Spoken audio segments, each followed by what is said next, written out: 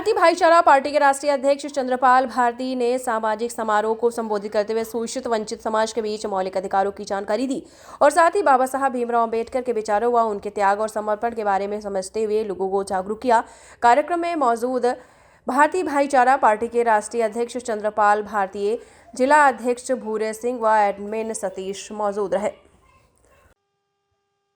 महोदय जी, अभी यहाँ पर ये जो सभा कर रहे हैं आप और इतने काफी सारे लोग हमने देखे एकत्रित हैं यहाँ पर, ये किस विषय पर चर्चा हो रही है, ये बताइए जरा।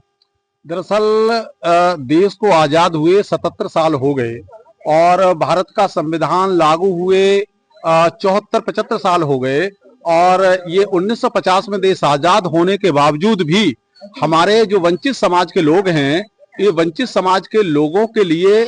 हक, इंसाफ और सम्मान जो मिलना चाहिए था वो आज तक नहीं मिल पाया। और तमाम भारत में राजनीतिक दल आए, तमाम प्रधानमंत्री बदले गए, तमाम यहाँ के मुख्यमंत्री बदले गए, लेकिन इन तमाम राजनीतिक बदलने के बावजूद भी इस समाज की हालात नहीं बदली। और इस समाज की हालात न बदलने के कारण हम लोग निकल के आए और हमें ये एहसास हुआ कि चूंकि भारत एक जातियों का देश है और जातियों के देश होने के नाते जब तक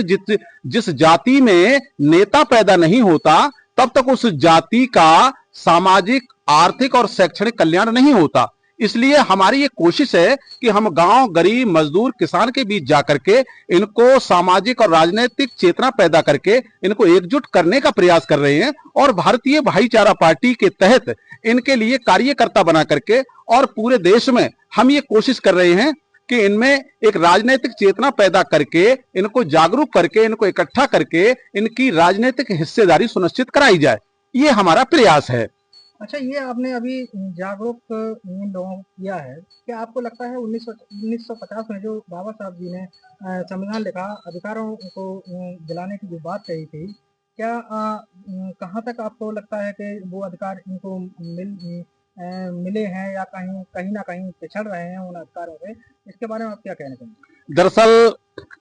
इनमें जो राजनीतिक जो चेतना पैदा न हो पाने के कारण इनमें जो इनको आरक्षण के तहत इस कौम के वंचित समाज के MP, MLA बने तो हैं, प्रधान बने तो हैं, इनके IAS, IPS ब्यूरोक्रेसी में लोग तो पहुंचे, इनके और भी जैसे ब्लॉक है या तहसील है या फिर कोर्ट है, यहाँ लोग तो पहुंचे, लेकिन इन लोगों की जलालत को दूर करने के लिए किसी ने भी कोई कदम नहीं उठाया। और जब कोई कदम नहीं उठाया गया तो इनकी हालत में कोई खास बदलाव नहीं आया। इनकी जाति में जन्म लेने वाला आदमी जैसे ही वो शिक्षित होता है और वो आर्थिक या शैक्षणिक रूप से जैसे ही वो संपन्न होता है, वैसे ही वो अपनी जाति छिपा करके कहीं दूसरी जगह चला जाता है और इन जो राजनीतिक दलों में जाकर के वो चापलूसी करके या उनके उन आकाओं के आगे गिड़गिड़ा करके अपनी रोजी रोटी का जरिया बनाता है राजनीति की, ना कि इन लोगों की समस्या